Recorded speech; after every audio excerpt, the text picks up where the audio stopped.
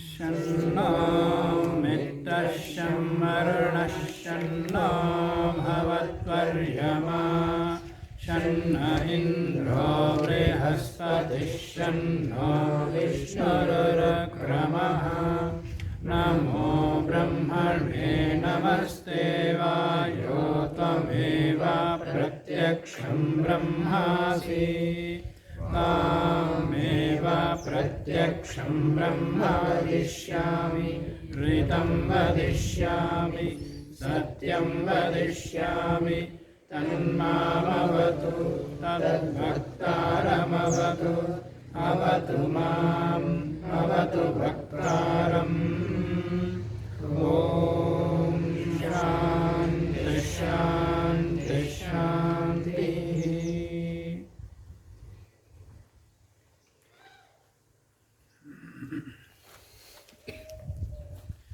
सत्यार्थ प्रकाश की भूमिका चल रही है।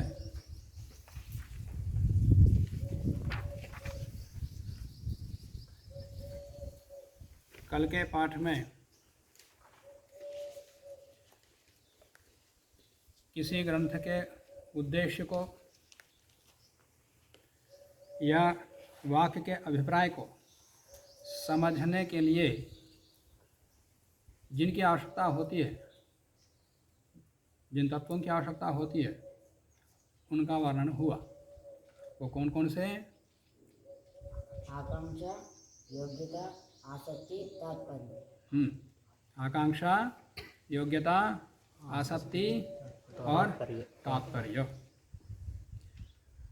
आकांक्षा का अर्थ स्वामी जी ने क्या किया? किसी विषय पर वक्ता की और परस्पर वाक्यों के संबंध, परस्पर शब्दों का संबंध, आकांक्षा। शब्दों के बीच में संबंध को ही आकांक्षा कहा। वाक्य में प्रयुक्त हुए जो शब्द, अब वाक्य में प्रयुक्त हुए शब्द तात्पर्य किसी एक अर्थ को प्रतिपादन, किसी एक अर्थ के प्रतिपादन के लिए प्रयुक्त वाक्य समुदाय, उसको लेना वाक्य तात्पर्य। किसी एक अर्थ को प्रतिपादन करने के लिए जो पद समुदाय प्रयुक्त हुआ उसको वाक्य कहा। उसमें परस्पर संबंध है, उन शब्दों में परस्पर संबंध है, उसी को आकांक्षा कहा। अर्थ को प्रकट करने के लिए उनमें परस्पर संबंध होना चाहिए। एक दूसरे प्रकार की आकांक्षा भी मैंने बताया। वो कौन सी?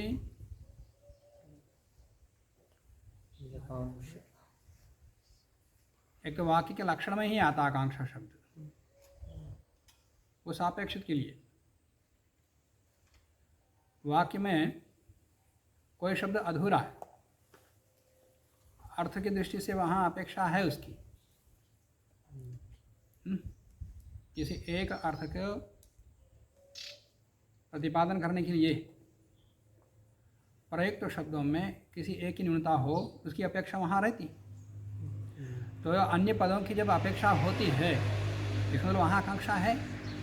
तो जिस पद समुदाय में अन्य पद की आकांक्षा हो उसको वाक्य नहीं कहते। इसलिए किसी एक अर्थ को प्रतिपादन करने वाला समुदाय पद समुदाय हो और पदांतर की अपेक्षा न रखने वाला समुदाय हो, निराकांक्ष पद समुदाय को वाक्य कहते। वहाँ पर एक आकांक्षा अलग, आकांक्षा न रखने वाला वाक्य बनता है, माने संपूर्ण वाक्य उसके अंदर हैं। अब अन्य किसी पद की अपेक्षा वहाँ नहीं है। और यहाँ आकांक्षा रहनी चाहिए कह रहे हैं। जिसका मतलब है कि वाक्य में प्रयुक्त पद, वाक्य का तात्पर्य अब किसी एक अर्थ को प्रतिपादन करने वाले सभी पद प्रयुक्त हो गए। अब निराकांक्षा पद समुदाय है, उसमें जो परस्पर संबंध है उसको आकांक्षा कहा। ठीक। योग्यता और आसक्ति का अर्थ क्या है? जिस पद के साथ जिनका संबंध हो उसी के समीप उस पद को बोलो। आसक्ति का अर्थ समीपता, आसक्ति का अर्थ समीप, समीपता। इसका जिसके साथ संबंध हो वो उसके साथ ही संबंध कर लेना चाहिए।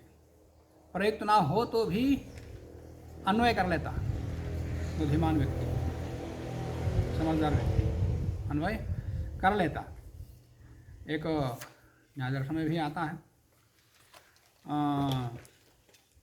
129 सूत्र के भाष्य में आचार्य ने लिखा, यस्या येन अर्थ संबंधः दूरस्थस्यापि तस्य सा अर्थता ही असमर्थानाम आनंतर्यम अकारणम। जिसका जिसके साथ संबंध हो वो उसके साथ ही संबंध हो जाता, करना चाहिए, केवल ही वो दूर हो।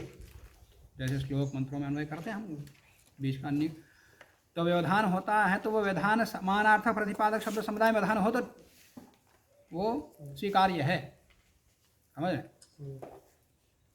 जिसका जिसके साथ संबंध हो उनके बीच में यदि अन्य शब्द का व्यवधान हुआ हो तो भी वो वाक्य कहलाता, परंतु कब, जब सारे वाक्य मिलकर के किसी एक अर्थ का प्रतिपादन करने वाले हों, उनमें परस्पर व्यवधान हो सकता, जैसे श्लोकों में मंत्रों में होता, वहाँ अन्वय किया जा सकता।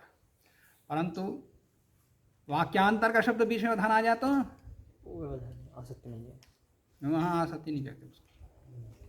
तो आसक्ति दो प्रकार के, काल का व्यवधान ना होना और दूसरा अर्थांतर का या वाक्यांतर का पद का व्यवधान ना होना, ये भी आसक्ति है। और तात्पर्य, वक्ता जिस उद्देश्य से वाक्य का प्रयोग करता है या शब्द का प्रयोग करता है उसी उद्देश्य से वाक्य का अर्थ लेना, उसको कहते हैं तात्पर्य। श्वेतो धावती सैंधवमानयो, 12 बज गया इत्यादि बहुत सारे प्रयोग हैं लोक में चलते। तो जिस संदर्भ में, जिस प्रकरण में, जिस उद्देश्य से वाक्य या शब्द प्रयुक्त हुआ है उसी उद्देश्य से वही अर्थ ग्रहण करना क्या कहलाता है? तात्पर्य कहलाता है। ऐसे ग्रंथों में, वेद मंत्रों में जान लेना चाहिए, उसी तात्पर्य को लेना। तात्पर्य के उद्देश्य को बताते हुए तात्पर्य के निर्णय के लिए एक श्लोक बताया था, उपक्रम उपसंहारो अभ्यासो अपूर्वता फलम। ये बड़ा महत्वपूर्ण है। वेदांत में, मीमांसा में भी इस न्याय का प्रयोग किया गया। ये संदेह उत्पन्न होता कि उपक्रम क्या है और उपसंहार क्या है, और बार बार अभ्यास किया गया, उसी विषय की आवृत्ति हो रही है, तो जहाँ संदिग्ध स्थल है वहाँ पर भी वही विषय रहेगा, अन्य विषय वहाँ नहीं होगा। हम उपनिषदों में देखते हैं कोई जिज्ञासु ब्रह्म की जिज्ञासा लेकर के जाता है कि मैं ब्रह्म को जानना चाहता हूँ, मैं आत्मा परमात्मा को जानना चाहता हूँ, तो वहाँ उपनिषद में कोई एक भी संदर्भ ऐसा नहीं दिखता जब कोई आत्मा परमात्मा तत्व की जिज्ञासा लेकर के जाता हो और सीधा उसका समाधान आत्मा परमात्मा समझा दिया हो। कहीं है? कहीं नहीं, एक भी संदर्भ मुझे तो नहीं दिखाई दिया। प्रश्न का उत्तर सीधा आत्मा परमात्मा समझाने लगा हो, कोई ऐसा कोई प्रसंग नहीं है। तो कैसे समझाते? प्रकृति या पिंड, शरीर, परमात्मा को समझाना हो या तो पिंड या ब्रह्मांड, इन दोनों के माध्यम से परमात्मा को समझाते हैं। जीवात्मा को समझाना तो पिंड के माध्यम से, स्थूल से सूक्ष्म तरफ धीरे धीरे ले जाते। तो प्रकृति का प्रसंग चला चला करके अंत में जा करके वहाँ ब्रह्म का प्रसंग आता। कल एक उसमें संदर्भ दिया, अहम ब्रह्मास्मि, वहाँ प्रसंग परमात्मा का ही चल रहा है और बार बार आवृत्ति उसी की हुई। अब वो प्रकरण की समाप्ति भी परमात्मा पर ही हुई, अब इसमें अहम ब्रह्मास्मि आ गया। तो वो ब्रह्मास्मि को किसको बोलना, जीवात्मा बोल रहा है या परमात्मा बोल रहा है? परमात्मा। तो उपक्रम, उपसंहार और अभ्यास, इसके आधार पर वहाँ हम कह सकते हैं परमात्मा बोल रहा है, इसमें आपत्ति क्या है? मैं ब्रह्म हूँ, परमात्मा बोल रहा है। पर जीवात्मा के मुख से कहलाएंगे तो अनर्थ हो जाता, अनर्थ हुआ, अलग संप्रदाय बना। तो इसलिए ग्रंथकार के तात्पर्य को समझने के लिए प्रकरण को देखना पड़ता, प्रकरणवश अर्थ लेना, वही तात्पर्य है। वही स्वामी जी लिख रहे हैं, जिस तात्पर्य से मैंने लिखा, मैंने किसी खंडन या किसी को दिखाने के लिए नहीं लिखा है। और शास्त्रीय दृष्टिकोण को समझाने के लिए लिखा। हमारे प्राचीन परंपरा क्या है, वेद क्या कहता है, शास्त्र क्या कहता है, उसको लिखा हूँ। अब ये वचन किसी को विरोध में लगता है तो बुरा लग सकता है, परंतु जिस उद्देश्य से मैंने लिखा उसको उसी उद्देश्य से लेना चाहिए, न कि विपरीत दृष्टि से। इस अभिप्राय से स्वामी जी ने यहाँ पर ये 4 चीज़ों का आकांक्षा, योग्यता, आसक्ति, तात्पर्य के विषय में बताया। कल थोड़ा विस्तृत रूप से बता दिया। यद्यपि वाक्यार्थ बोध एक स्वतंत्र विषय है। वाक्य किसको कहते हैं, पद किसको कहते हैं, उसका अर्थबोध कैसे होता, अर्थ किस में है, वाक्य में, पद में, शब्द शास्त्र का एक दार्शनिक विषय है। लोग घंटों धारा प्रवाह संस्कृत में बोलते इस विषय में, बड़े बड़े ग्रंथ लिखे। एक शब्दबोध का विषय है, कई भागों में है, इतनी मोटी मोटी पुस्तकें हैं। शास्त्रार्थ भी चलते। वाक्यार्थ बोध के विषय में धारा प्रवाह अच्छी तरह प्रतिपादन करेंगे, शास्त्र में जाकर के फिर वाक्यार्थ बोध नहीं करते। शास्त्रों में, दर्शनों में, उपनिषदों में, वेद में, वेद तो कोई लेता ही नहीं, उपनिषद और ये दर्शन आदि है, वहाँ लेकर शास्त्रकार का अभिप्राय क्या है, अभी इसके ऊपर प्रवचन देने के लिए बोलो, प्रतिपादन करने के लिए बोलो, बड़े प्रभावी ढंग से प्रतिपादन करेंगे, आकांक्षा और योग्यता, आसक्ति, तात्पर्य को लेकर के बड़ा अच्छा प्रतिपादन करेंगे। और जब शास्त्र पढ़ने लगते, पढ़ाने लगते, वहाँ फिर वो ज्ञान यहाँ नहीं आता, यहाँ फिर वही पूर्वाग्रह वश अपने संप्रदाय का ही अर्थ करते। कि शास्त्र का दृष्टिकोण क्या है, उदाहरण बताता हूँ। न्याय को पढ़ने वाले लोग जीवन भर केवल न्याय न्याय न्याय न्याय पढ़ते, अन्य शासन को देखते ही नहीं, देखे तो अन्य ढंग से, तो उनका पूरा मस्तिष्क न्याय का ही बनता, बस न्याय का मत ये, और अन्य के साथ विरोध दिखाते हैं। जबकि दर्शन में परस्पर कोई विरोध, न्याय वैशेषिक में या न्याय सांख्य में कोई विरोध नहीं है। मैंने पढ़ाते समय दर्शन में अच्छी तरह बता दिया, जहाँ जहाँ विरोध का आभास होता है वहाँ विरोध है ही नहीं, पर लोगों ने इस प्रकार के विरोध समझा। तो इसका तात्पर्य क्या हुआ, वो जीवन पर वही पढ़ता, दूसरे को इतना परिश्रम करता नहीं, दूसरे के दृष्टिकोण समझता नहीं है, तो क्या होता, फिर वो अपने से विरोध दिखता। वो सांख्य को पढ़ता नहीं, पढ़े तो इस दृष्टिकोण से परिश्रम करते नहीं, वहाँ के तात्पर्य को यहाँ के तात्पर्य को सामंजस्य है या नहीं है, पहले से ही लोगों ने बिठा दिया।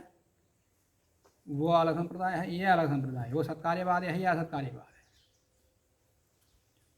बस सुने सुने बातों को लेकर के विरोध मन में बिठा देते हैं और विरोध चलता है। वहाँ कोई विरोध है ही नहीं, और कोई ऋषि दूसरे ऋषि से लड़ता ही नहीं, यहाँ क्या कर लड़ते और लड़ाते। यही बात स्वामी जी आगे कहेंगे कि बुद्धिमान लोग सामान्य जनता में बुद्धिभेद ना करके लड़ाना नहीं चाहिए। वो विद्वान का काम नहीं है, मनुष्यों का काम नहीं है, वो पशुओं का काम है, ये बताएंगे। और प्रायः शास्त्रों में मतभेद उत्पन्न करके परस्पर लड़ते, ये अमुक शास्त्र का मत है, ये अमुक शास्त्र का मत है। और शास्त्र की मर्यादा क्या है, सीमा क्या है, हर शास्त्र का अपना एक सीमा होती है, उसी में ही अपने विषय का प्रतिपादन करते। इतने मात्र से दूसरे से विरोध है ऐसा है ही नहीं। अच्छी तरह मैंने सामान्य से बिठा के पढ़ाया दर्शनों को।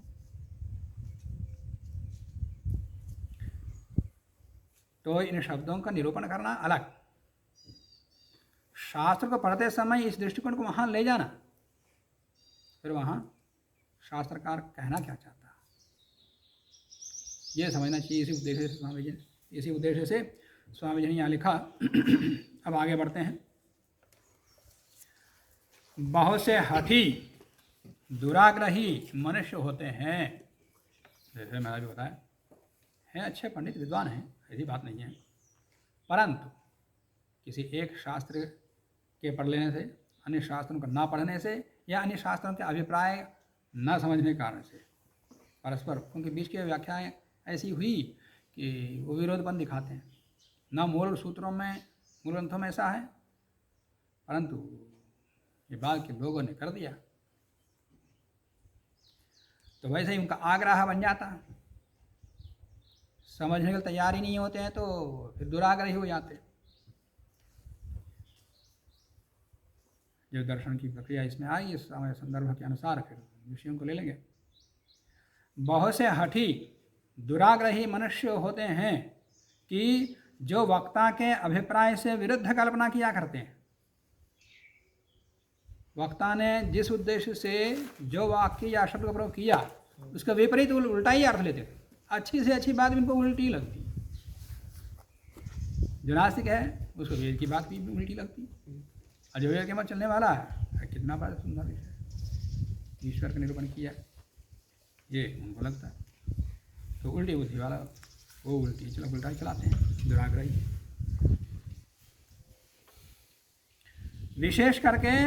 विशेषकर मत वाले मतलब अपना मत पहले ही बना के रखे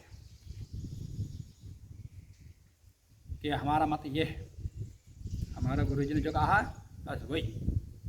अब उसके विपरीत चाहे कोई भी शास्त्र कहे, कोई भी वेद कहे, कोई भी हमको नहीं माने। वेद का क्या कहता, देखते ही नहीं। क्योंकि मत के आग्रह से उनकी बुद्धि अंधकार में फंस के नष्ट हो जाती है, बुद्धि नष्ट हो जाती है। एक गहरा बना लेते हैं, एक आवरण बना लेते हैं कि बस हमारी मान्यता यही है, नहीं इसके अतिरिक्त ना सुनना ना मानना। कुछ भी सुनाई देते मुंह फेर लेते, है नहीं, ऐसा है ही, हम नहीं मानते। मत का आग्रह होने से ऐसा होता। मत के आग्रह होने से उनकी बुद्धि अंधकार में फंस के नष्ट हो जाती है। इसका सत्य, उनको सत्य ज्ञान होता ही नहीं। स्वामी जी ने पहले कहा कि ऐसे आग्रह वालों को सत्य का ज्ञान नहीं होता, और नहीं होता है तो नहीं मानने को तैयार नहीं है, तो जो वो बोल रहा है वो उसी की हानि करेंगे। वैज्ञानिकों को भी मारे लोग सत्य कह देने से। ये भूमि चपटी नहीं है, गोल है, कहने से बस मार दिया।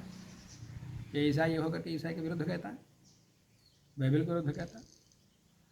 अपने यहाँ भी हुआ, बहुत हुआ ऐसे। इसीलिए जैसा मैं पुराणों जैनियों के ग्रंथों बाइबल और कुरान को प्रथम ही बुरी दृष्टि से न देखकर, तो मैं भी पढ़ा हूँ, देखा हूँ, परंतु बुरी दृष्टि से उनका खंडन करना इसी बुरी दृष्टि से नहीं, पहले पढ़ा तटस्थ होकर के अच्छी बात को स्वीकार करते। तो जिस प्रकार से इसलिए तात्पर्य हठ दुराग्रह आदि से रहित होकर के तटस्थ भाव से सत्य की खोज की दृष्टि से, जिस प्रकार से जैसा मैं पुराणों जैनियों के ग्रंथों, इसमें बौद्ध आदि भी आएंगे, बाइबल कुरान को प्रथम ही बुरी दृष्टि से न देखकर उनमें से गुणों का ग्रहण, उनमें जो अच्छी बात है उनका ग्रहण किया और दोषों का त्याग तथा अन्य मनुष्य जाति की उन्नति के लिए प्रयत्न करता हूँ। जो भी मैं प्रयत्न करता हूँ अन्य की उन्नति के लिए ही प्रयत्न करता हूँ। क्यों? मेरा अपना कोई निजी संप्रदाय नहीं है कि मैं गुरु बनूँ या भगवान बनूँ, अपने शिष्यों के अशिष्य मंडल में भगवान कहलवाऊँ। इस प्रकार की कोई आकांक्षा मेरी है ही नहीं। बस सत्य सनातन जो वेद का मत है उसका ज्ञान सबको हो, बस यही एक मेरा लक्ष्य है। इसके अतिरिक्त कुछ है ही नहीं। और वेद का ज्ञान, सत्य का ज्ञान सबको होने, सबकी उन्नति होगी, सबको प्राप्त होने से, बस यही एक मेरा दृष्टिकोण है।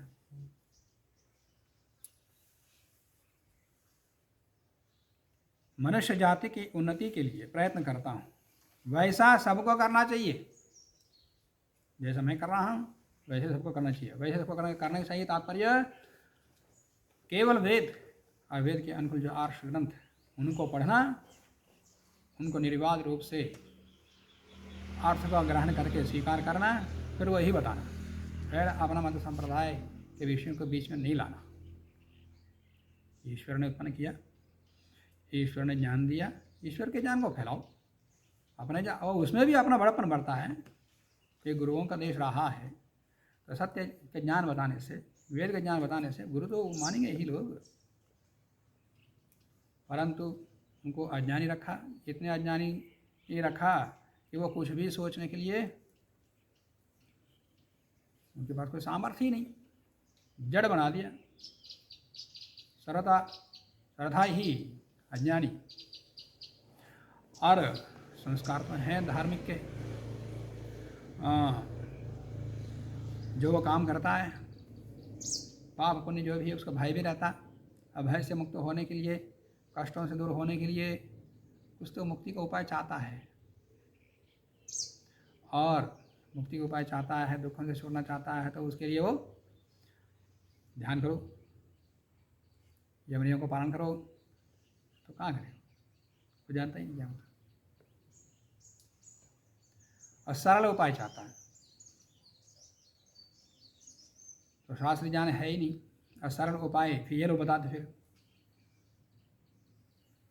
एक कवि बड़ा अच्छा वर्णन किया, पुण्यस्य फलमिच्छन्ति पुण्यम नेच्छन्ति मानवाः, फलम पापस्य नेच्छन्ति पापम कुर्वन्ति मानवाः। ये मनुष्यों की प्रवृत्ति है।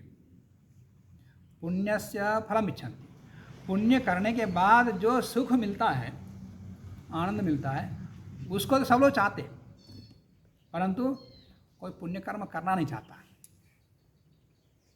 अज्ञानी हो गए ना, ज्ञान से उसको दूर रखा, तो इच्छा तो रहती सबको कि मैं सुखी रहूं। तो पुण्य से फलम इच्छन्ति, पुण्य के फल को तो चाहते हैं। पुण्य कर्म करेंगे तो पुण्य का फल मिलेगा ना, और पुण्य कर्म करना नहीं चाहता। क्यों? पुण्य कर्म करना प्रारंभ में विष के तुल्य कठिन लगता, इसे करना नहीं चाहता, पर उसका फल तो सब चाहते हैं। और फल, और पाप करने से जो पाप का जो फल है वो दुख मिलता है, तो उसको कोई चाहेगा? दुख को नहीं चाहता, पर पाप कर्म करता है।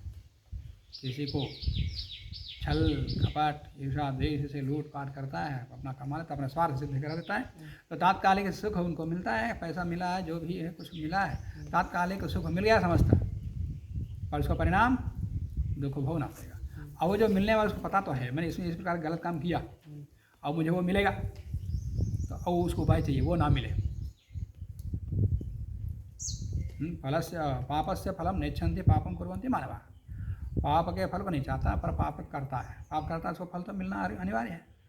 अब वो ना मिले तो उसके लिए प्रयास करता है, तो प्रयास करता तो फिर ये गुरु लोग बताते हैं कि ये व्रत करो, या मेरा आशीर्वाद ले लो, या इस प्रकार का सेवा करो, आदि आदि सरल उपाय ये लोग बता देते हैं। अब वो सरल उपाय करके अपने साथ तृप्त हो जाता, पर ऐसा होता तो है नहीं, छूटता तो है नहीं। कर्म फल से वो कभी कर्म बंधन से वो छूटता नहीं, वो तो मिलता तो है, पर संतुष्टि हो जाती उसको। हाँ, मैंने वो व्रत कर लिया है, या अमुक उपाय मैंने कर लिया, जैसे गुरुजी ने बताया, जैसे लोग ऊपर बताते, तो अब मैं मुक्त हो गया समझता। तो कितना अज्ञानी में रखा उन लोगों को। उनको ये नहीं पता, जो हो गया जो हो गया, उसको भोगने का तैयार हो जाओ। ईश्वर का प्रसाद है समझ करके, जो दुख मिलेगा उसको स्वीकार करो, अब आगे मत करो, ये नहीं बोलते कोई। बाप करो, बस ये विश्वास, हम पर विश्वास रखो, फिर हम मुक्त कर देंगे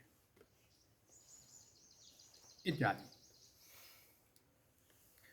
और ऐसा नहीं, सत्य सत्य शास्त्र दृष्टिकोण को सब बताएं, सबको वैसा ही करना चाहिए, सबको करने योग्य है।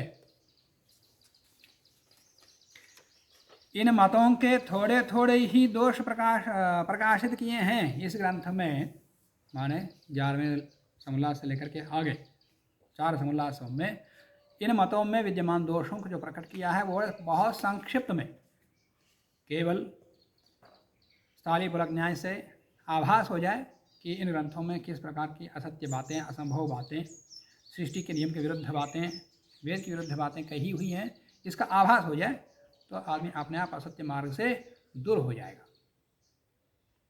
इसके लिए मैंने संक्षेप में रखा। इन मतों के थोड़े थोड़े ही दोष प्रकाशित किए हैं। सब करें तो थोड़े से करने से ही लोग इनको बदनाम किए, जबकि इनसे ज़्यादा भयंकर कठोर शब्दों में ऐसी निंदा तो हम बोल भी नहीं सकते। एक दूसरे के प्रति इतने कठोर शब्दों का प्रयोग किया, बदनाम इनको करते वहाँ के दोषों को बताने के कारण से। मैं इसे पहले प्रारंभ बताया, कोई गलत काम करता है तो गलत काम को बुरा नहीं मानता। वो बुरा कब मानता है? जो गलत काम को प्रकट करता है। अच्छा तुमने हमारे विषय में ऐसे बोला,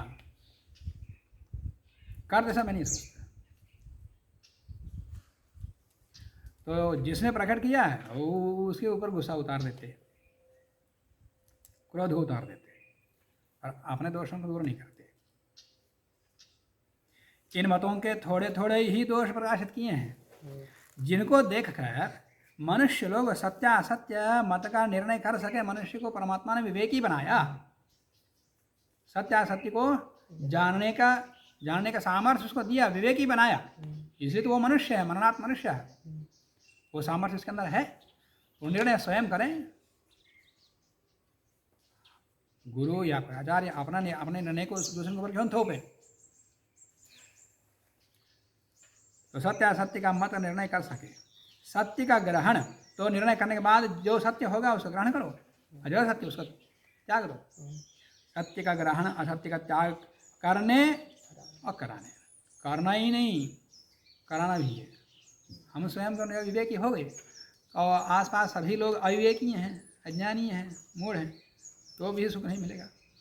उनको भी ऊपर उठाने का प्रयास करो, उनको भी ज्ञान दे दो, उनको भी सत्य का ज्ञान करा दो, तो आसपास के सभी लोग सत्य ग्रहण करेंगे, तो ये भी सुखी होगा। केवल अकेले होने से सुखी नहीं हो सकता। सब असत्य जानिए अज्ञानियों के बीच में कोई ज्ञानी एक हो तो वो दुखी ही रहेगा। संभावना बनी थी, ये भी फिर उसी में मिल जाएगा, फिर ये भी संभावना बनी रहती। तो असत्य का त्याग कराने में समर्थ हो हमें, क्योंकि एक मनुष्य जाति में बहकाकर, दूसरों को बहकाकर, विरोध बुद्धि करा के, एक दूसरे के प्रति विरोध फैला करके, जैसे आजकल एक मत वाले दूसरे मत के प्रति विरोध भाव रखते हैं, लड़ते हैं, मरते हैं, मारते हैं। ये क्यों हो रहा है? ये मत प्रवर्तकों के कारण से। विरोध बुद्धि करा के एक दूसरे को शत्रु बना करके लड़वा कर मरना और मारना, ये विद्वानों के स्वभाव से बही है। माने ये विद्वान का स्वभाव नहीं है, ये विद्वान काम है ही नहीं, विद्वान का नहीं, मनुष्यों का काम ही नहीं है। पंचतंत्र में देखते कर्टक दमनक, छोटे लोग पढ़े पंचतंत्र कहानी, उसमें कर्टक दमनक श्रीगाल रहते दो, क्या करते? मित्रों को शत्रु बनाते, शत्रुओं को मित्र बनाते, एक दूसरे को लड़ाते रहते हैं। जैसे पौराणिक कहानी में नारद करते, उनका काम ही जड़ा कराना। जो अच्छी तरह मिले हुए हैं तो कहानी ऐसे बनाए लोग, सभी शास्त्रों को पढ़े हुए, उपनिषदों में देखते हैं, सारे शास्त्रों को पढ़ा और फिर भी तृप्ति नहीं हुई, तो आत्मज्ञान की तृप्ति के लिए फिर ऋषियों के पास आकर के पूछते हैं कि मुझे क्या आत्मा परमात्मा का ज्ञान दे दो। पढ़ा तो मैं शब्द अभी हूँ, सारे शास्त्रों को पढ़ा, पर कहानियों में क्या कर दिया पुराणों में लोगों ने? देवी देवताओं के बीच में, पति पत्नी के बीच में झगड़ा करा दिया। इस देव का वो उधर बहकाते, उधर का लाके इधर बता देते हैं, फिर झगड़ा कराते हैं, वो भयंकर युद्ध चले। तो ये कर्टक दमन का काम करना, ये मनुष्यपन से बाहर है, मनुष्यपन है ही नहीं। देवताओं की बात छोड़ दो, अच्छे से अच्छे आदर्श पात्र को भी लोगों ने बड़ा बिगाड़ कर रख दिया पुराणों में।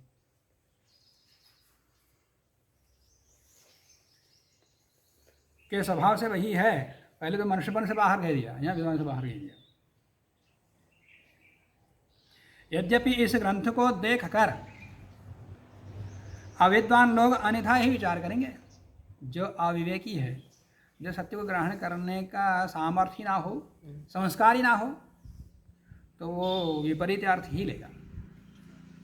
पर इसी को मालूम है, जिस प्रकार से मैंने प्रतिपादन किया है वो सब लोग ग्रहण नहीं कर सकते। जिसको मैंने पहले बता दिया, जिसको सत्य ग्रहण करने का संस्कार हो, भले गलत मार्ग में चल रहा है, क्षण भर में बदल जाता है, एक वाक्य से बदल जाता है, या कुछ पढ़ करके बदल जाता है, ग्रंथ को पढ़ करके बदल गए बहुत सारे। एक वानप्रस्थी मैंने देखा, उन्होंने अपना परिचय एक बहुत छोटी सी पुस्तक भी लिखा भी है। उनका परिवर्तन कैसे हुआ? वो किसी बस में जा रहे थे, कोई यही सत्या प्रकाश पढ़ता हुआ बगल में बैठा था बस में। ये क्या पढ़ रहा है, देखा कोई सत्या प्रकाश पुस्तक है पढ़ रहा है, तो पढ़ा था एक आध वाक्य, ये भी देख लिया बगल में बैठे बैठे। वो वाक्य उनकी दृष्टि पड़ गई जो सत्या प्रकाश में लिखा हुआ है कि ब्रह्मांड के स्वामी को लोगों ने झोपड़े का स्वामी बना लिया। बस एक वाक्य उनके दृष्टि में पड़ गई। परमात्मा ब्रह्मांड का स्वामी है ना, उसको मंदिर में बिठा कर झोपड़े का स्वामी बना लिया और उसको तार लगाते और अंधेरे कोठरी में रख देते, जेल में डालने जैसा। ब्रह्मांड के स्वामी को झोपड़ी का स्वामी बना करके उनका ईश्वर का अपमान करते हैं। इस प्रकार का भाव आएगा। ये बात उनके अंदर दिमाग घूमे। भाई ये पुस्तक क्या है, ये कहाँ मिलेगी, मुझे भी चाहिए। और दे दो, लो पढ़ लो। फिर बदले, पूरा परिवार बदल गया। अब वो स्वयं नौकरी वोकरी सब छोड़कर वानप्रस्थी बन गया। वो एक वाक्य से आदमी का परिवर्तन हो जाता है। स्वामी श्रद्धानंद जी का भी बदला। तो संस्कार होना चाहिए। संस्कार हो तो कहीं से भी उद्बुद्ध हो जाता है, थोड़ा सा अवसर मिल जाता है। और जिसका कोई संस्कार ही नहीं है, सामर्थ्य ही नहीं है, सामर्थ्य नहीं है तात्पर्य पूर्व जन्म के कुछ कर्म ही ऐसे हैं कि सत्य ग्रहण करने का सामर्थ्य ही नहीं बना, मस्तिष्क ही ऐसा बना, उनके पूर्व कर्म के संस्कार ही कर्म ही है ऐसे रहे। तो ऐसे लोग दुराग्रही हटे ये इसको ग्रहण कर नहीं सकते। यद्यपि इस ग्रंथ को देखकर अविद्वान लोग, अज्ञानी लोग, अविवेकी लोग अन्यथा ही विचारेंगे। जो अन्यथा विचार करेगा, विरोध करेगा, तो उसको समझ लेना चाहिए कि उसके संस्कार किस प्रकार के हैं। तथापि फिर भी बुद्धिमान लोग यथा योग्य इसका अभिप्राय समझेंगे, भले वो ग्रहण करें ना करें, स्वीकार करें ना करें, पर समझेंगे तो ऐसा लोग समझें जो कहते हैं वो ठीक ही कहते हैं, परंतु हम इसको त्याग नहीं सकते जिसमें हम चल रहे हैं। इसलिए मैं अपने परिश्रम को सफल समझता हूँ। जो लोग इसको ग्रहण करेंगे, कुछ तो लोग इसको ग्रहण करेंगे सत्य को, जो विवेकी हैं, बुद्धिमान हैं, विद्वान हैं, वो तो इसको ग्रहण करेंगे। तो वो ग्रहण करेंगे, सत्य ग्रहण करेंगे तो मेरा परिश्रम सफल होगा। इस ग्रंथ को लिखने में जो मैंने परिश्रम किया है वो सफल है, ऐसा मैं समझता हूँ। इसलिए मैं अपने परिश्रम को सफल समझता हूँ और अपना अभिप्राय सब सज्जनों के सामने धरता हूँ। इसी अभिप्राय से मैं अपने अभिप्राय का तात्पर्य फिर यहाँ भी ऐसे ही, वो अपना कोई मत बता रहे हैं, ऐसा अभिप्राय उनका नहीं है। पहले बता चुके, जो मैं कहता हूँ वो वेद के द्वारा पुष्ट हुआ हो, प्रमाणित हुआ हो, उसी को कहता हूँ। क्यों? मेरा अपना कोई स्वार्थ नहीं है, कोई मठ मंदिर बनाऊँ, कोई अपना नया संप्रदाय चलाऊँ, ऐसा कुछ है नहीं। अपना आश्रम ही नहीं बनाए, वो देश भर में घूमते रहे, जंगल में घूमते रहे, मंदिरों में रहे इधर उधर, और इतना निर्भय होकर कहते हैं जहाँ रुके उसी में उसी देवी देवता खंड करते रहे।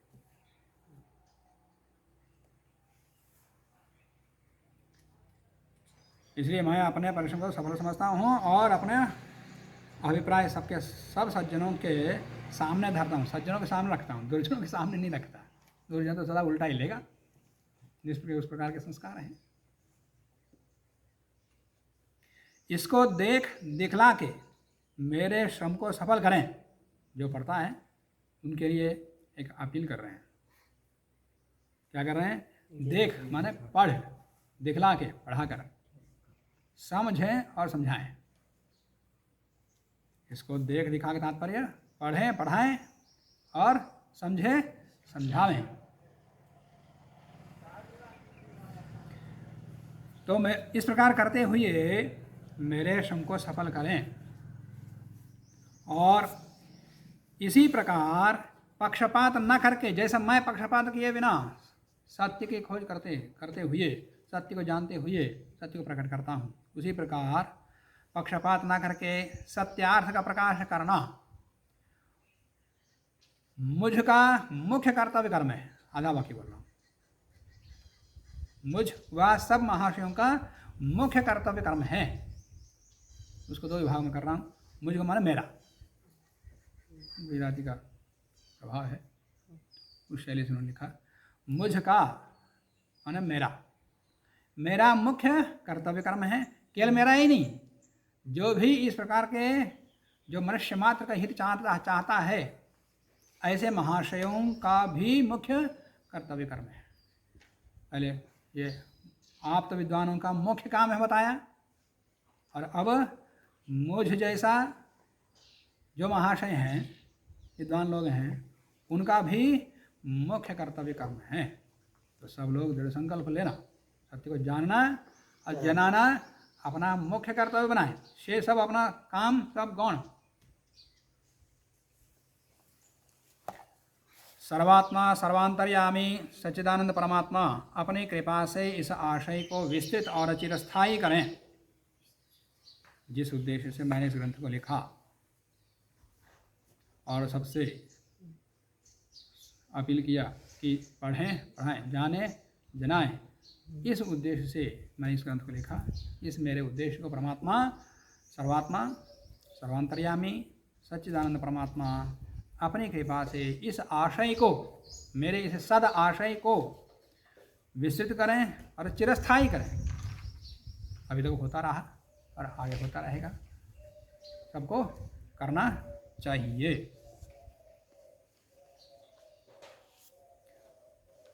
भूमिका को समाप्त करते हुए लिखते हैं कि अलम अति विस्तरेण बुद्धिमद विद्वद्वर शिरोमणिषु। बहुत कुछ लिख दिया भूमिका के विषय में। मुख्य रूप से इसमें यही लिखा कि सत्य को ग्रहण करने और असत्य को त्यागने में तत्पर रहें। उन्होंने आर्य समाज का नियम भी बनाया, सत्य ग्रहण करना और असत्य का परित्याग करना चाहिए।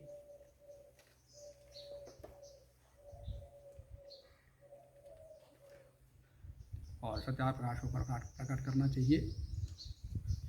तो जो मैंने इस ग्रंथ के आशय को प्रकट करते हुए लिखा वो बहुत हो गया, इसको यहीं समाप्त कर देते हैं। अलमति इस तरह ना बुद्धिमत विद्वद्वर, जो बुद्धिमान विद्वान लोग हैं, ऐसे शिरोमणियों के बीच में इतना ही संकेत पर्याप्त है, इससे अधिक कहने की आवश्यकता नहीं है।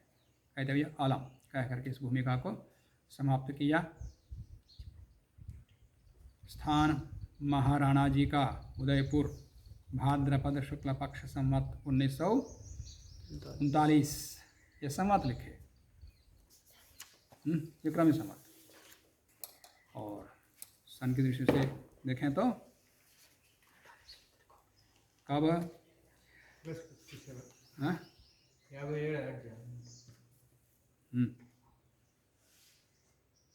1882 में।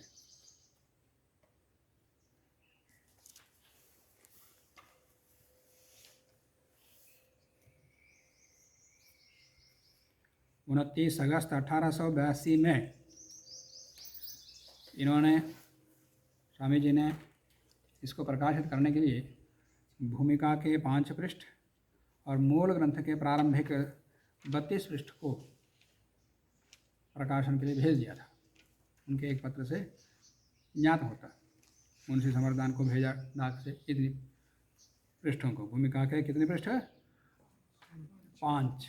और सत्याप्रकाश जो प्रारंभिक 32 पृष्ठों को पहली बार प्रकाशन के लिए भेज दिया। लिखा हुआ था, प्रकाशन के लिए भेजना शुरू किया था, मैंने पहले बता दिया था। तो ये भूमिका समाप्त हो गई। शेष आगे मूल ग्रंथ को प्रथम समलास को प्रारंभ करेंगे। ओम अलग। ओम सहना भवतु सहनौ भुनक्तु सह वीर्यं करवावहै तेजस्विनावधीतमस्तु मा विद्विषावहै।